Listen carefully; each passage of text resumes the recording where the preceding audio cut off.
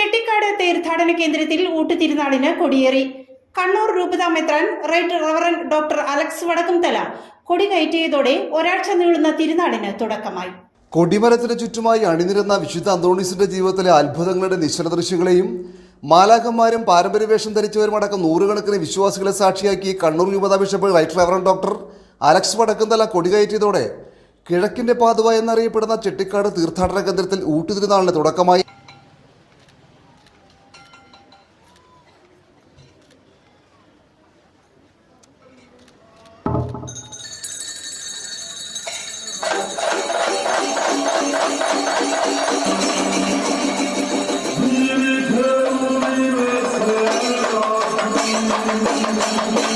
ചരിത്ര പ്രസിദ്ധമായ ഊട്ടുതിരുനാളിന് കൊടുകയറ്റുന്നതിനായി ദേവാലയത്തിലെത്തിയ കണ്ണൂർ ബിഷപ്പിനെ വാദ്യമേളങ്ങളുടെ അകമ്പടിയോടുകൂടിയാണ് വരവേറ്റത്. ക്രൈസ്തവ കലാരൂപമായ മാർഗംകളിയും അന്തോണീസിന്റെ വേഷമണിഞ്ഞ ബാലന്മാരും സ്വീകരണത്തിന് മാറ്റുകൂട്ടി.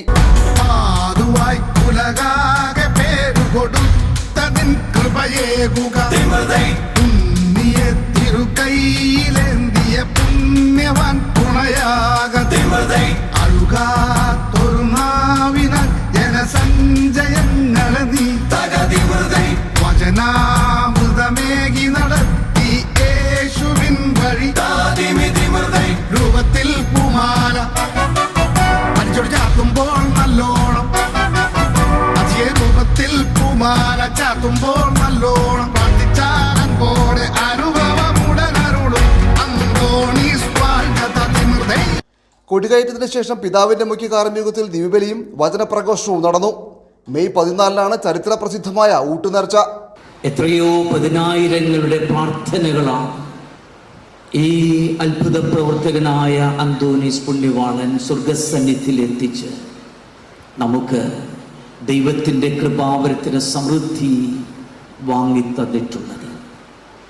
തീർച്ചയായും ഈ ഒരു തീർത്ഥാടന കേന്ദ്രത്തിൽ നാം ഓരോരുത്തരും വന്നടയുന്നത് വലിയ വിശ്വാസത്തോടും ശരണത്തോടും കൂടെയാണ്.